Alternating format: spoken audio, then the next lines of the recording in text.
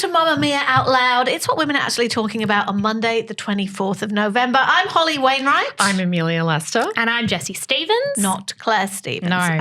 And here's what's made our agenda for today's show. My friend, the Duchess of Meghan, has been in the press a lot these last couple of weeks. She's done a big glossy shoot with Harper's Bazaar, but all anyone's talking about is one little detail. Yeah. And Jessie, man the barricades, the Millennial uniform is under attack and it's up to us to save it.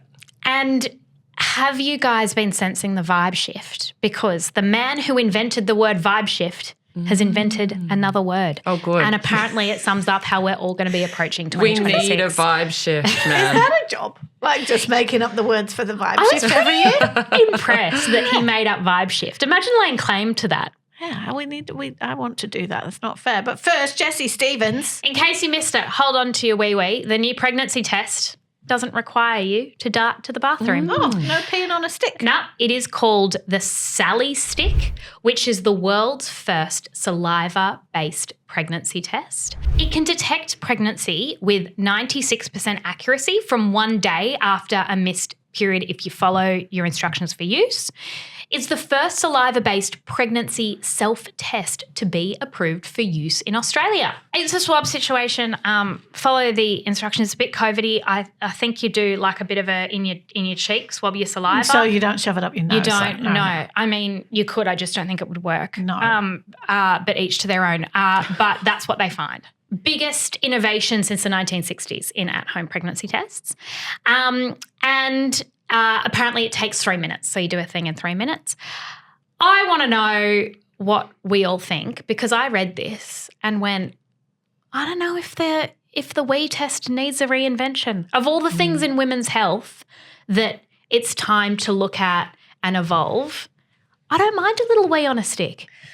But this is a little more like you could do it in public. Whereas you can't really do your wee test in public, could you? For your mum, for your partner, for your doctor, your medical practitioner. Like no one's really weeing in public. Whereas this, particularly for the moment where we're filming everything for reactions, you could do in front of everybody. Okay, so how do we feel about that though? Because it could... It's made for Instagram. Yeah, it could change the experience of learning it's positive or negative. For women, it has been like... I don't know about you two, but each time I've been on my own in a bathroom and there's this sacred moment. That is such a good point. Like this is taking away that one bit of privacy around it and potentially making it something that you do with your partner, with the whole world even. I don't know how I feel about that. I feel good about that. I think, like we've got to remember that all the emotions caught up in the pee that goes on that stick. Yes. Sometimes you really want it to be negative. Like sometimes you really want it to be positive, but sometimes you really want it to be negative.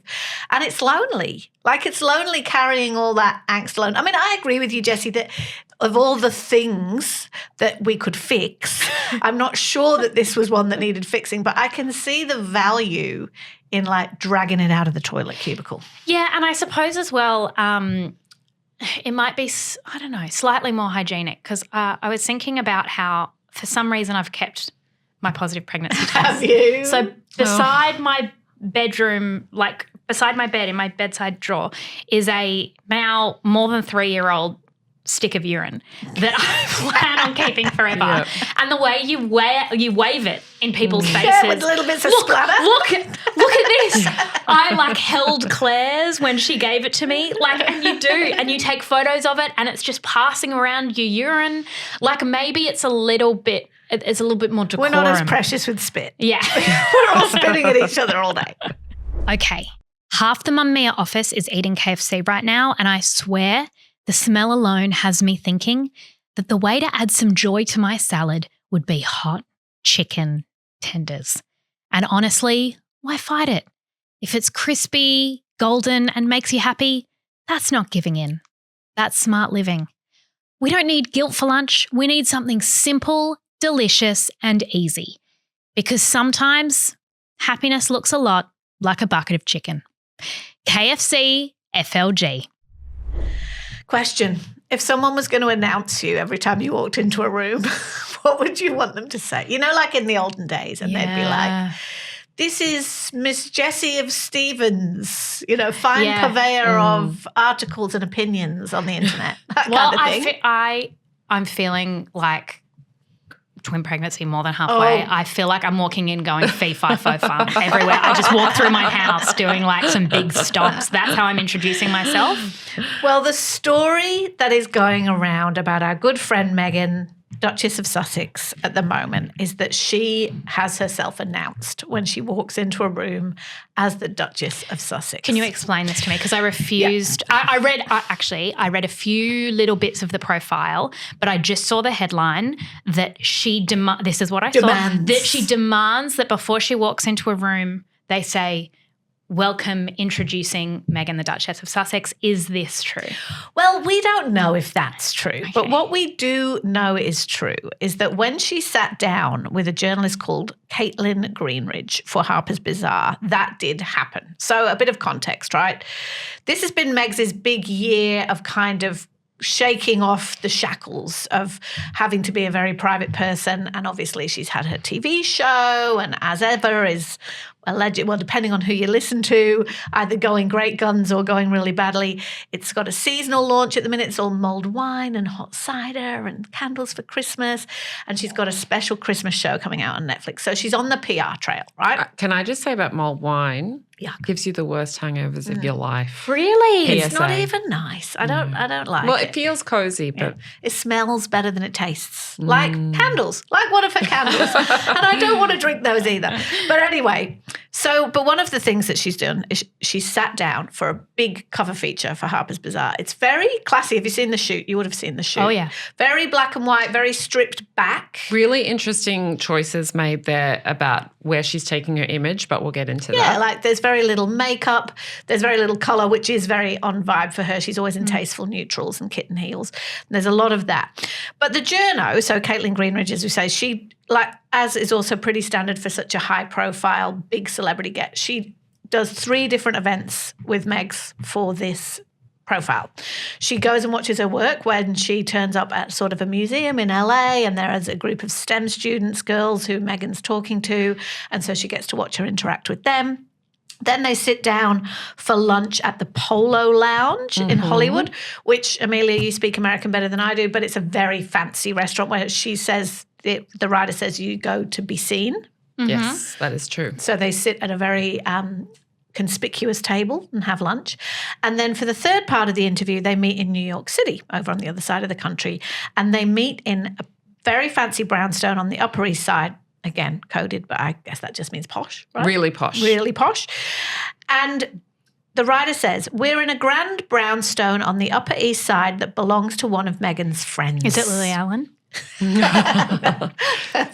Brownstones in Brooklyn. Wouldn't it be good if Harry and Meg's bought the Lily Allen house? I would love that. I don't think they're living in Brooklyn. Anyway, it's got bad juju. We're in the Grand Brownstone, blah, blah, blah. When I enter, the house manager announces, Meghan, Duchess of Sussex, even though we appear to be the only other 2 people in the house. I just heard the words house manager, and I just thought about all the things that I would delegate to my house manager of my 2-bedroom flat. Yes, I agree. So many things. Now, so that little nugget has travelled around the world, as these things do, right? And said, this is proof of her largesse, of her pretentiousness, of the fact that she loves this title. She clearly does love this title. If you go and look at the Jam, Duchess Meghan, Duchess of Sussex is everywhere. It's on her luggage. It's on her famously. Luggage, stationery, podcast credits, everywhere. And so that's travelled around the world pretty quickly. But the other narrative that's happening is people in America in particular saying that after several years of trying to bed into this highfalutin American society, she keeps kind of stuffing it up. That's the narrative. And I wanted to play you this little clip from an interview that Bethany Frankel did. Now, Bethany Frankel is... Put her in some context. She was a real housewifey person. Yeah, is a celebrity. Kind of like a celebrity. Like she's become a bit of a commentator on celebrity recently. She's also a philanthropist of some note, but she's really become known for her sort of looking in on celebrity culture and explaining it to people. And she knows a lot of fancy people, including Lauren Sanchez, who's married to Jeff Bezos. And she compares Meghan and Lauren and said the following. I have always said Lauren Sanchez is Meghan Markle with no rules. Honey Badger don't give a f***. I love that. She doesn't have to answer to anyone. She can do what she wants. She can have her out. They can donate money how they want. And she and Jeff, who I know, are great. I don't care what anyone says. They're great. So obviously Bethany's a big fan of Lauren and Jeff. But I think this is a really interesting comparison, right? Is what she's basically saying is marry yourself a very rich man and the narrative will go in different directions. What do you think? I think that there is something very wise about what she's saying, and it's that the announcing someone as the Duchess of Sussex is incongruous with American culture. And it is. Americans are sort of allergic to that, I think. And the fact that she's moving now into a celebrity world, she's at the Kardashian, Kris Jenner's 70th. Although she has to pretend that she wasn't. It's the curation of that image, I think, is really confusing for people. And what was interesting to me about that detail was that it said she was announced, blah, blah, blah, full stop, and it moved on. And I thought, if you were Meghan, you would want to say, oh, none of that. You would want to kind of... Just call me Megs. Just call me Megs. Like, that's more the vibe. But the fact she let it stand was an incredibly telling detail. And it was the one thing that in that profile seemed to not be, PR-ified. Do you think she would have given permission for that to stay in the article, Amelia, given how, what a prestigious magazine that is, how it would be read, big production values on that shoot, 3 different sit-down interviews? Do you think she would have said, you can leave that in? I don't think she would have been in a position to ask them to take it out. Let's put it that way. Greenridge is a well-known journalist. She was on the cover of Harper's Bazaar. I don't think she was in a position to dictate the terms. What that reminded me of, that detail and the incriminating nature of it in an otherwise fairly neutral to positive profile, was, remember her cut cover story? Never forget it. And there was one very key detail there that was also written by a prominent journalist as well, certainly not a puff piece. And that one detail that stuck with everyone was the way that Meghan narrated herself talking to the reporter. And the reporter compared it to a Bachelor producer in her ear. And why people recoiled from that was because the key component of her and Harry's appeal to the US market is authenticity. Their key selling point is, we left this stuffy, anachronistic, old-fashioned royal family to come to America and to be ourselves. But in both this case of the Harper's Bazaar cover with the announcement coming into the room and with the cut detail of being a producer in the ear, they're both saying she's trying too hard and that she's not being her true, authentic self. And that's a problem for her. Do you think she can do no right, though? Like, I often wonder, like, there's a large portion of the media in particular who's very invested in disliking Meghan and Harry, but more Meghan than Harry, even though really it's Harry who's always trying to soothe him and everything. And no matter what she does, it seems that it's always a misstep. And what I'm interested in is it a misstep, or is that just the narrative we're all invested in, that it has to have been a mistake on some level, them leaving the royal family, them moving to Oprah World, all those things, that it has to have been a mistake. And we're just very invested. We want it to be. Holding on to her skirts and pulling her down, you know what I mean? Whereas she hasn't done anything terrible. I think she's traumatized by the treatment of the press. The press made her like this and then they punish her for being like this. There's no way she can just show up as her authentic self and behave like who she is. Look at what the press in the UK did to her. She's been torn to shreds. I think that's all true, but I think that there's some evidence that they really have alienated high society on both sides of the Atlantic. Look at the fact that they started off friends with the Clooneys. They started off being friendly with the Obamas, and these were the sorts of friends that they should have kept and cultivated in the United States, because these are the true A-list. And the Clooneys and Obamas are nowhere to be seen, and now they've alienated the Kardashians. Yeah. Because, I see. So like the Obamas and the Clooneys are like the blue bloods and they probably wouldn't go to Kris Jenner's birthday party. Although Oprah did, and Oprah is also possibly part of that. And so they wanted to be moving in that world, and it hasn't worked out. But they also can't be. They're trapped between two worlds, right? And the other thing that fascinates me a bit about the title is, as we've just seen in Britain play out in, scurrilous detail, but confronting detail.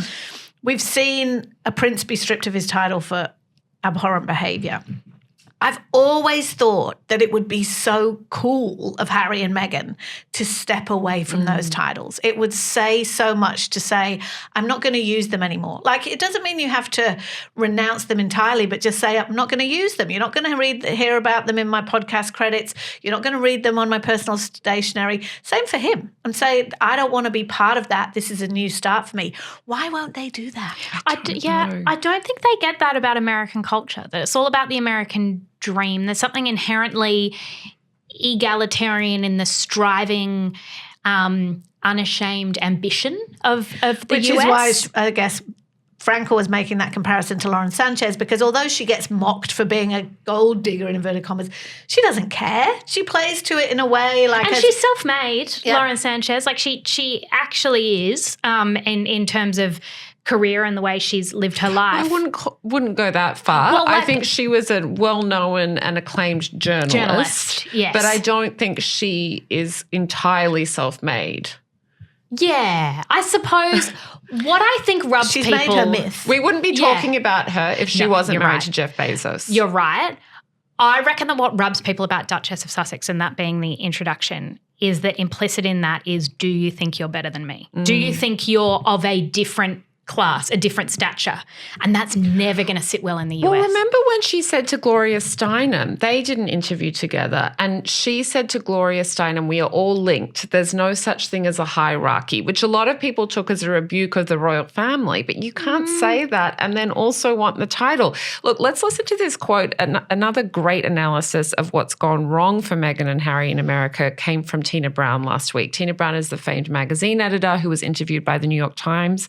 And here is what she had to say to Lulu Garcia Navarro, who's asking the question. Harry and Meghan are also trying to make their own way in the world. Do you think they have anything to offer anymore?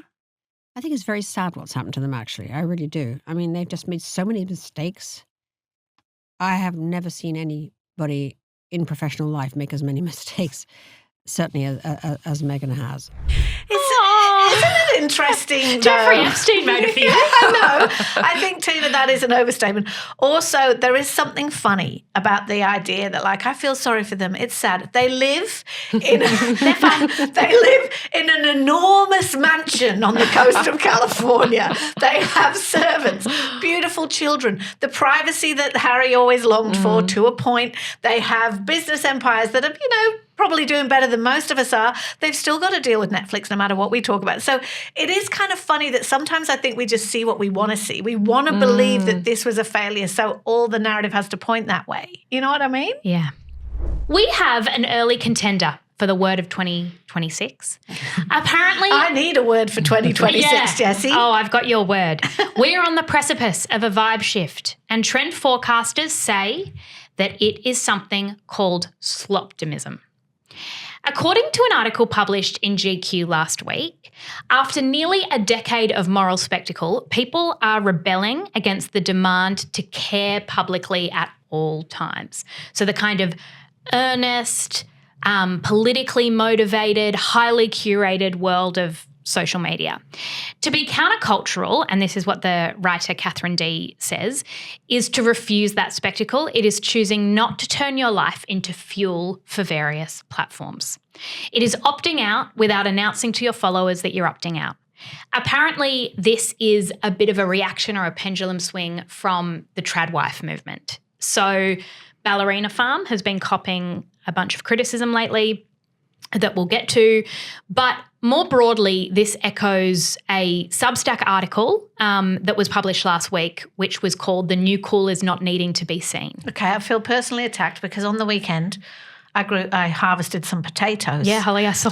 And I immediately put my potatoes on Instagram because I was proud of them. Yes, Am I very uncool? Well, this is my philosophical question, Holly, is if we do something cool and no one is around to see it, did we really do something cool? Did my potatoes exist if I didn't put them? They live in my tummy now, but did they exist if I didn't put them on Instagram? Okay, one of the three of us is cooler than the rest. That's true.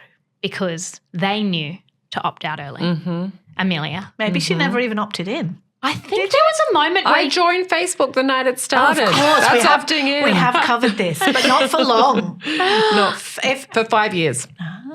Okay, so Amelia, you're not announcing everything on social. You are not going, here's the latest episode of Out Loud. You are not performing content for various different algorithms. Are you Am I still a person? Is the question. Somebody poke her. See if she's real. Is she real? Were you before your time? Was I before my time? No, I don't think so. I think I'm just very insecure. And social media always really fueled that insecure, competitive side of me. It makes you look secure. Well, it makes me look secure, yes. I joined Facebook in 2004, the night it started, and then I left in 2012 after I'd had a very bad breakup. And I just felt like putting myself out there just felt too hard because I felt that I was behind in my life. I felt bad about myself. And it just really accentuated that for me. Doesn't it do that for everyone though? Yes.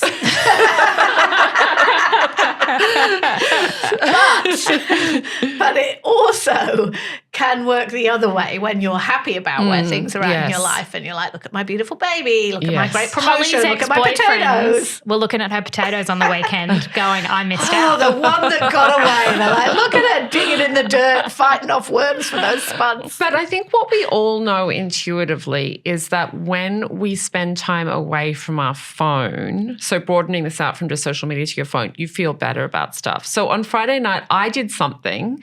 I went camping for the first time, just a night of camping. And my phone died because, of course, we didn't have any electricity. And so I woke up the next morning and my phone was dead. And I was without a phone for a few hours.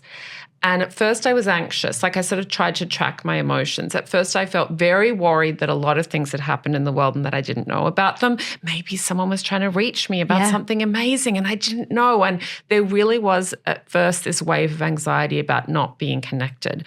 But then after that, I noticed a sense of calm took over because I realized that anyone who actually really needed to contact me, it could wait. Not all of this could wait. Yeah. And this is actually a phenomenon that has been labeled. It's being called the dark forest. And this is referring to the parts of the culture that are now avoiding algorithmic exposure. Stuff that you don't post online is dark forest. And the dark forest is where you gain all the serenity and peace of walking through an actual forest.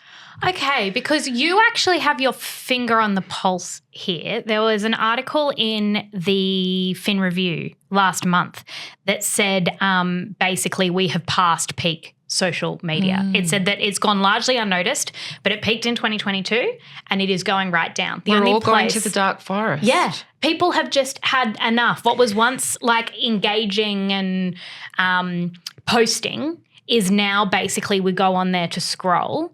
But I think it said North America is the one place where it hasn't gone down, but everywhere else, Europe, Australia, that's interesting. Usage is declining. And so has the bubble burst? And is that what – I keep seeing articles as well saying that 2026 is going to be the year we go analog, like the year we put our phones down. Do we think that's true? I have a couple of theories about this.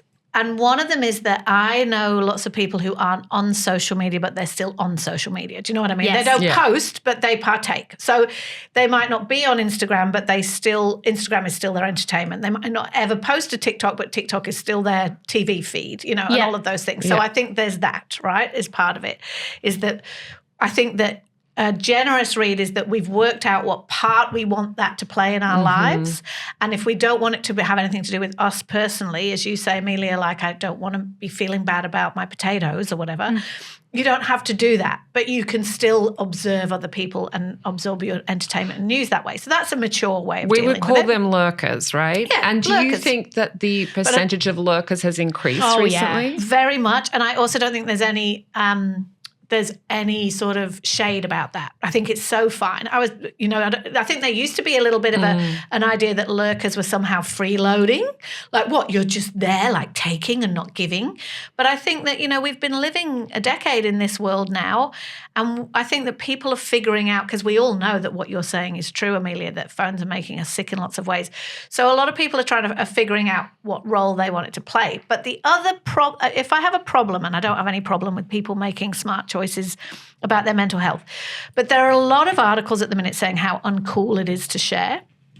And I think that is because now everybody does it. It can't possibly be cool. Do you know what I mean? As in, more and more people make a living from social media, whether they are content creators or whether they're just promoting their work, their hairdressing salon, their catering business, their whatever they're doing. Like, everybody's doing that. So how could it possibly be cool? And I saw this headline on a Substack the other day that was like, the new cool is not needing to be seen.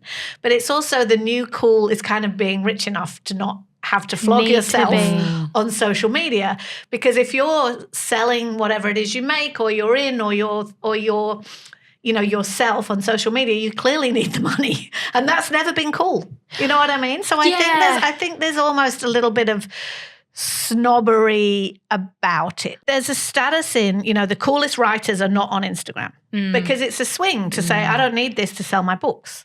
The rest of us are all there hustling away. Buy my book, There's one exception, Holly. Who's that? J.K. Rowling. She's very much on social media. I don't want her to be the example. She's not trying to sell books on there, though, is she? She's trying to sell something else entirely. Because I was wondering if the bubble has burst in terms of, we've followed people's lives. We thought it was authentic and real and parasocial, I think, isn't that the word of the year or something? The connections that we have with people we follow. The bubble has burst in terms of people going, everyone's trying to sell me something. So that's what I think has happened with Ballerina Farm, who is Hannah Nealman, the Utah trad wife with 10 kids, and she kind of went, here's my life, I live on a farm. It was this almost appealing, simpler, slower existence that people leaned into, only to discover that her husband is worth allegedly hundreds of millions of dollars because of his father owns JetBlue, the airline company. And she's also hustling hard. She's hustling hard. And she recently, she has this storefront where she's selling a chopping board that is retails for about 400 Australian dollars. And everyone's kind of going, whether they feel like it's greed or they're always being asked for something, like every time they now open a various social media app, you are always being asked to pay. And that's because people need to make a living. Yeah, it's become a promotional platform. Exactly. But I think that in a way, as we've become savvier about that, it's less disingenuous. Some of the most popular content creators on the internet, when you go to their feeds, there used to be this assumption that you have to share some of yourself and then do an ad, and then share some of yourself and then do an ad. And I think that the savvy creators have just done away with that. And it's just all ads now. You'll go to their feeds and it'll be nearly all sponkon, but it's entertaining, interesting sponkon. And I think people get it. They're like, is it though, or are people going, I don't want to spend my spare time watching ads? I heard on the weekend that Ezra Klein said that he's stopped calling it social media. He started calling it algorithmic media. And this is basically summarizing the shift you're talking about, Holly. It's moved from a place where people shared themselves and their lives to being an advertising platform. Yeah, definitely. But I think a lot of people who are still on it, and lots of ordinary people are still all over social media, we've just got savvier, I think, at understanding what to share and what not. And this is why, you know, all the discussion that's going on around whether or not children should be there, I think in 10 years' time we will be absolutely astounded we ever let children on there. And I think that now people are kind of like, well, I like it. I enjoy it. I see things there that I like. I watch the funny videos. I'm on TikTok, whatever. But I know I would never share my potatoes. Do you know what I mean? I think we're like building our own little world. In response to that, though, and rather than it being this social media engagement platform, it is now, as you say, tech companies going, all right, how can we harness attention for a particular period of time? I read over the weekend that 50% of what exists on the internet is, they called it bot stew. So it's not real, it's not actual people, it's AI generated, it's just slop. Yeah. And I wonder if that is leading towards, we talked on the show months ago about enshittification and how everything is just getting shitter. And it's the internet is dying. Yeah, the internet is dying. It's like the experience of being on these apps is objectively getting shitter. And at some point, people will just go, this isn't fun anymore, and just put it down. My friends who don't have social media, who I still think are the coolest of all my friends, all left after a breakup. I think it was meant to be a temporary thing, and they just never went back. Why do you think that happens? I think because it was the only way to draw boundaries around themselves and the other person. It was the constant prospect of surveillance that they were not comfortable with. Yeah. And then they realised that it was fine. The sky didn't fall in. They could exist without it. And in fact, they didn't miss it. But also not only the person that you broke up with, but everybody else who's speculating about your breakup. How's she doing? How does she look? Yeah. Is she with somebody else? He's with somebody else. Is she like, it's just that constant chatter about your life that you just don't need. You know how after a breakup, you kind of just want to take to your bed for like weeks, if not months? It's the internet version of that. It's like I just want to close my bedroom door and lick my wounds. Not take to your bed, but take to the forest. Let's all take to the forest. Yeah. If you were listening to this on a hot girl walk, as I like to listen to podcasts, stop and look down at what you're wearing. And if it's leggings, I have some really bad news for you. Uh-oh. The millennial uniform of leggings is under attack from all sides. Let me share a few data points with you. The first comes to us from the Trump administration. They've decided that leggings are no good. Trump's transportation secretary, Sean Duffy, unveiled a campaign last week about returning to the golden age of air travel. And he said that the reason why flying sucks now is because everyone's wearing their tracky dacks and their leggings on the plane and that they have to start dressing up. That's point number one. Point number two, in July, Business of Fashion, very important publication for the fashion industry, declared that the reign of leggings is over. It said that millennials helped crown leggings as the ultimate do-everything uniform, but, and you will not be surprised by this, Gen Z has decided that leggings are uncool and they are gravitating towards oversized, slouchier workout clothes. Couple of other quick points and then I want to see what you think. Millie Bobby Brown has a athleisure line, which I did not know. But the 22-year-old's athleisure line, there's no leggings. There's track pants, there's mini skirts, there's cotton boxes, but not a legging inside. And finally, Lululemon. The people who made leggings what they are, their stock is tanking, so they're moving towards big, baggy silhouettes, and that's a real sign of the times. Wow. Jessie, fellow millennial, are you going to invest in cotton trousers and merino wool shorts to work out in, as per the Sydney Morning Herald advising us recently? You know it's bad when even I've been feeling it. I've been feeling the attack. What I'm actually going to invest in is a parachute pant. Have you seen those with the elastic? Mate, I bought a pair of those last week. You're right. You're so right, Jessie, because I was thinking about how I have only just embraced what Mia was wearing 2 years ago, which is what I'm seeing everywhere, which is kind of like the tracky pants with the stripes down the side. Like sporty spice look, basically. They feel kind of like a bit more elevated than just tracky pants, but they're still tracky pants. And then last week, I went to a shop, an Adidas shop, and I bought a pair of pants that I didn't realise are parachute pants. Okay. And if I'm doing that, when everyone else was doing it, when the very cool people were doing it 2 years ago, we've hit mainstream. They remind me of being in year 3 and it's sports day and I've got my parachute pants on. But Jessie, are you exercising in those? I mean, I know you're struggling to exercise a bit at the minute, but like, I don't mean that as an insult. I mean, just because you've got sore leg and stuff. But like, I'm wearing those, but not to exercise in. I couldn't imagine exercising in anything other than leggings. Is that because I've been indoctrinated? Yes, it is. Yeah, it is. And in fact, so Sky Ting, which is like the trendiest yoga studio in America, like in Nobody Wants This, there was a Sky Ting sweatshirt, to give you an idea. The founder of that yoga company said, you don't need technical apparel. You are not running a marathon where you need things to compress your legs. You need to feel weightless and unbound. Weightless and unbound. That's what we need. I've been wearing my flares. I got them in a few different colours and I've been wearing them. Apparently they're okay for the moment. They're allowed. So the flare leggings are okay. Right? Yeah, I wear my flare leggings. Is that still got what Mia would refer to as a camel toe situation? Yes, they are. I haven't let go of that. But I otherwise she still very much needs to have camel toe on Jessie's display. like, I am not letting go of camel toe. You will prize it from my cold dead hand. Nowhere in the research did it say that we were getting rid of the camel toe. I read it very, very closely. Jen said's fine with camel toe. Jen said that was fine. I've also been wearing like a baggier short. My only issue with a baggier short is that if you do anything like abs or like tabletop, everyone can see up into your underpants. And same with like Pilates or Reformer. I will never not wear shorts and feel like Steve Irwin. Like it's just not, they're not attractive on me. I'm sorry. They are. Look, I don't think they're attractive, but I wonder if, to be clear, they don't look good.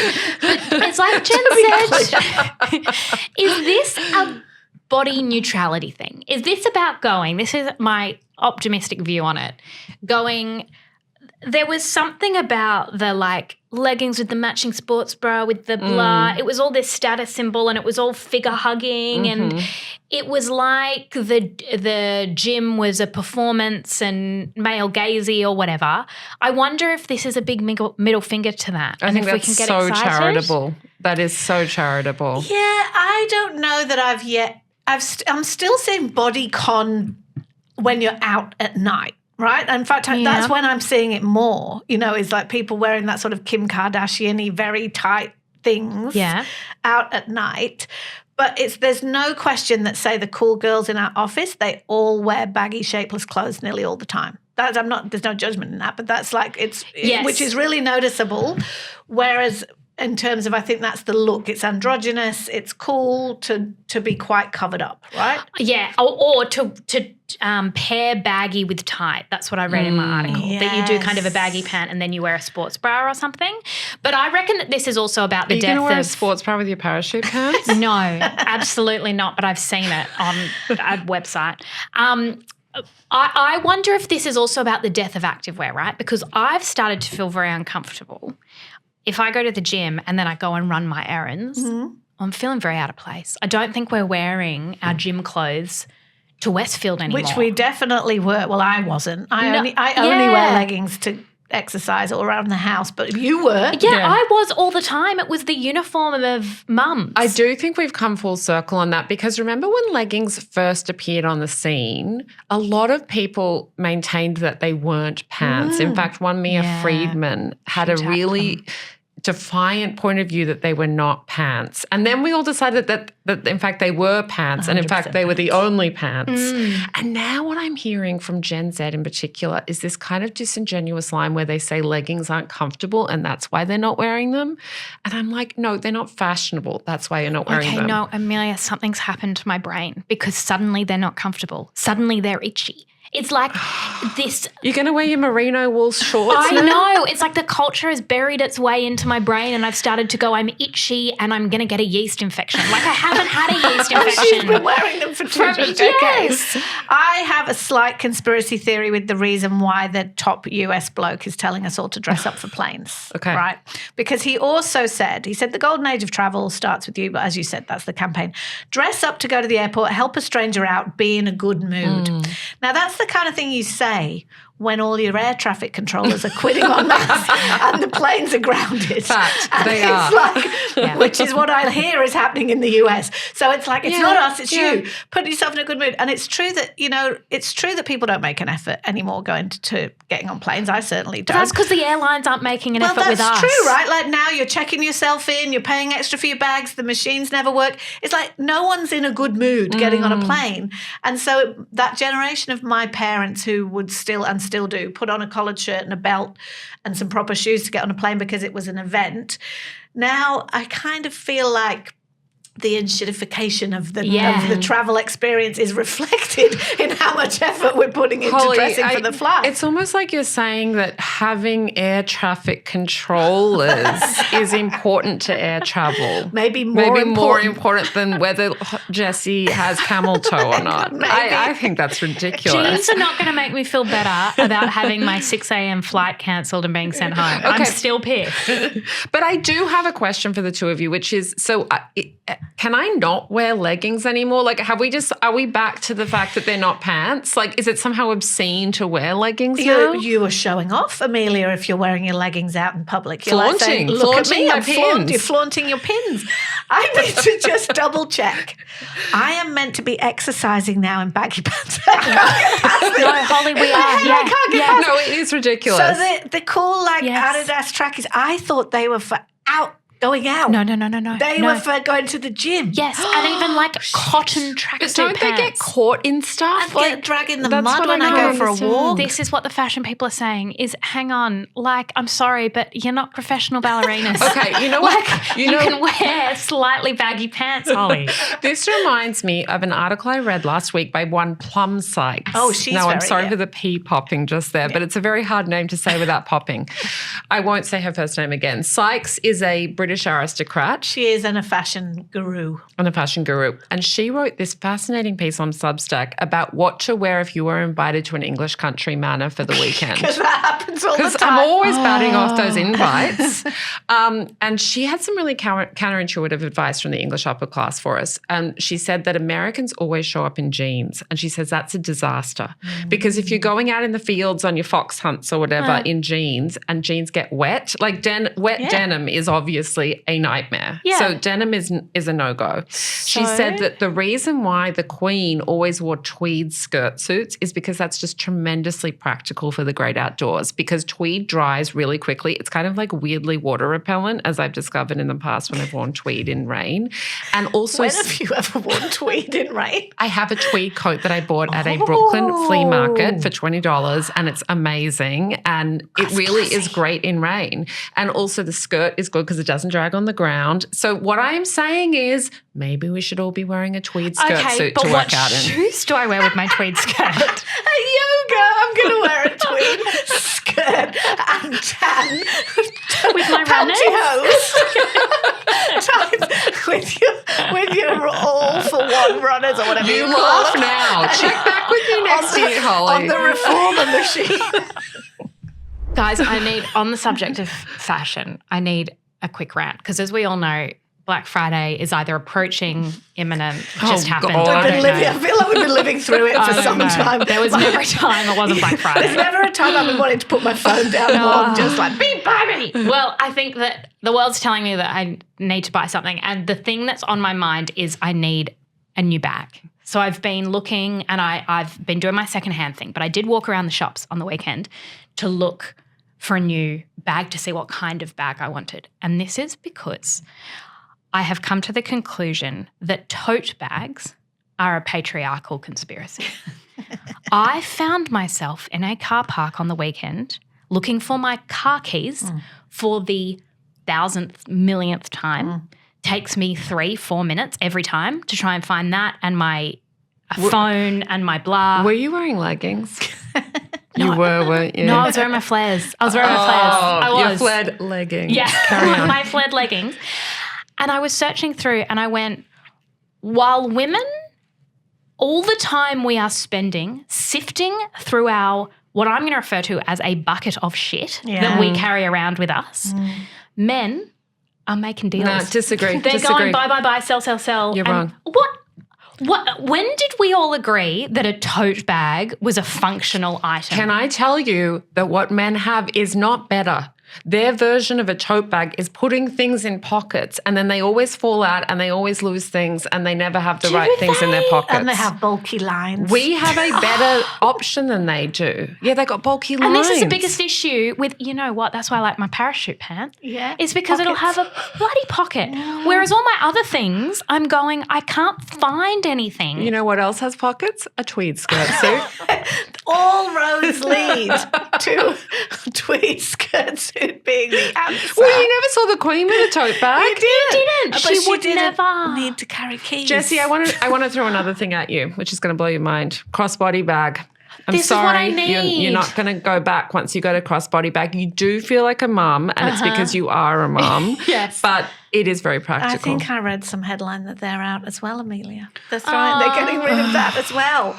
No more crossbody bags for us. I was looking around going, okay, I need to find a bag with compartments. Is that so hard to find? And it's like, would you like one that's the size of a suitcase but with no compartments? No, this is not something women ever asked for. I am just furious at them. We all need to burn our tote bags. Bags are either really big now or really They are tiny. Really, really Tiny. tiny. And it's like, I need something functional. I am not The coping. Goldilocks. Before we go, we've got a new Mamamia podcast to tell you about called Pivot Club, where host, former lawyer and entrepreneur Sarah Davidson sits down with people who've spent years building their lives and then one day have a professional plot twist. This is one of my favourite types of love this genre. stories. Look, we're Big in journalists in midlife. 2025. Yeah. We need to listen. Yeah, we do. Well, we do need to listen. I've heard some of the guests that they've got coming up and they're perfect. But the first episode, the reason why Out Louders will particularly love this is the first episode is with Liz Ratliff, who used to be the executive Obsessed. producer, the head of podcasts at Mamamia.